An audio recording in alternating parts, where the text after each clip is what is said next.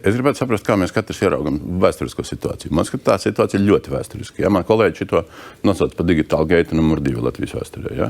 Tātad mums ir tiesa, kas ir devusi sankciju apcietināt bijušo valsts digitālās attīstības aģentūras šefu, kurš ir parakstījis šitos vēl visus un virkni citus līgumus ar jūsu biedriem. Kaudzi ar līgumiem pa miljoniem. Punkts 1.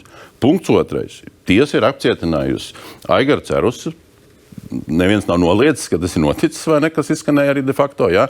Kas ir Corporate Solutions šefs un iekšā virknē līgumu vairākos resoros.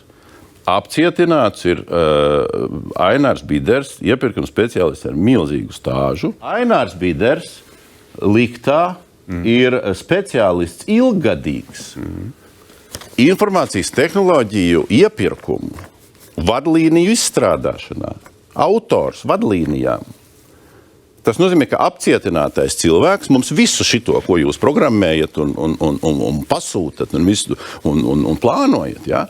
Viņš tā kā izstrādā vadlīnijas un tad pie viena piedalās noziedzīgā grupā. Jā, tieši tā. Ainārs Biders bija tajā grupā, kur izstrādāja šīs likta iepirkuma vadlīnijas, kuras tajā skaitā mēs diskutējām un kuras apstiprināja gan IUBA, gan citas institūcijas, un mēs ar to darbojamies.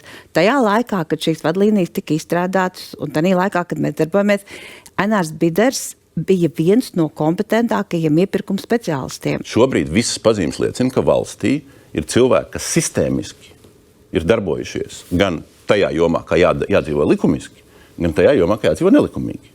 Vienlaicīgi.